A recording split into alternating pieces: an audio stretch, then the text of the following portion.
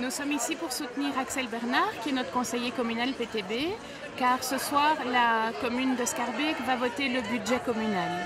Les Schaerbécois sont avec toi. Plusieurs propositions de ce budget sont tout à fait antisociales et vont nuire à la plupart des Schaerbécois.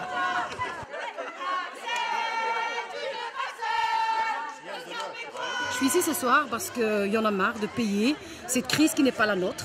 Et j'estime que c'est un peu trop, on paye trop de taxes. Et cet argent, nous, on ne l'a pas misé sur Dexia, c'est eux. Cette crise, elle est à eux et c'est aux citoyens de payer. Je trouve ça injuste. La raison pour laquelle je suis ici, c'est qu'en fait, on veut toujours nous taxer sur des sujets, parce qu'on n'a pas le choix. Par exemple, les précomptes immobiliers, on n'a pas le choix, on les paye. Et tout ce qui est administratif aussi. Maintenant ici, ils veulent augmenter pour les permis de travaux et tout ça. Déjà, il y a beaucoup de gens qui font en noir parce que ça revient cher. Maintenant, on les encourage encore le plus à ne pas déclarer leurs travaux et tout ce qui va avec. Moi, je suis maman d'une petite fille qui va bientôt rentrer à l'école et concrètement, il y a pas mal de frais qui vont augmenter suite à ce nouveau budget s'il est voté ce soir, et notamment les frais de cantine, les frais de garderie et probablement d'autres frais encore. Personnellement, je n'ai pas de voiture, mais je pense que tout Schaerbécois a le droit de se garer et par exemple faire payer les cartes de stationnement, je trouve ça scandaleux. Ils vont aussi réduire le budget au CPAS, donc c'est de nouveau couper là où les gens ont le plus besoin. Ce bourgmestre, en lisant ce bilan financier, ces comptes, j'ai pensé à Stéphanie, dont la baby-sitteuse a du mal à trouver une place devant chez elle et qui maintenant paye des amendes pour pouvoir se garer.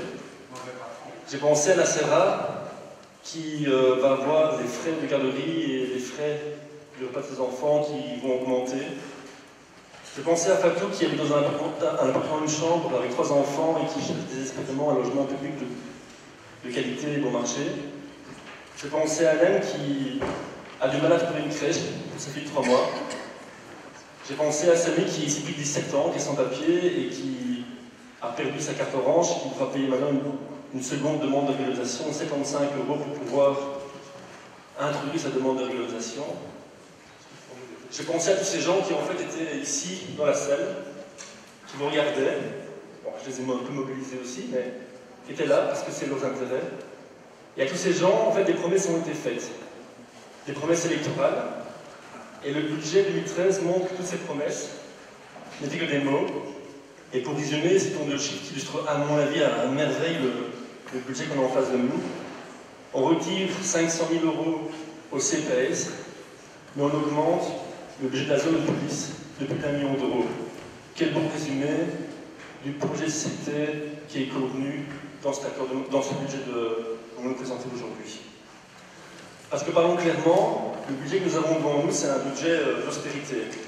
Un budget qui fait payer durement la crise à la population et qui est la conséquence, à mon avis, de facteurs. Un, parlons clairement, la mauvaise gestion des erreurs du passé. Et les erreurs du passé, je pense par exemple à l'aventure Dexia et la recapitalisation du holding communal, décidée en 2009, M. Deherdt, en 2009, par votre investigation et votée par tous les partis politiques qui sont ici présents sur la table.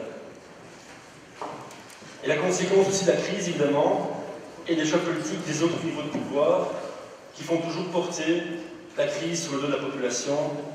Je pense à la dégressivité des allocations de chômage, j'ai déjà eu l'occasion d'en parler.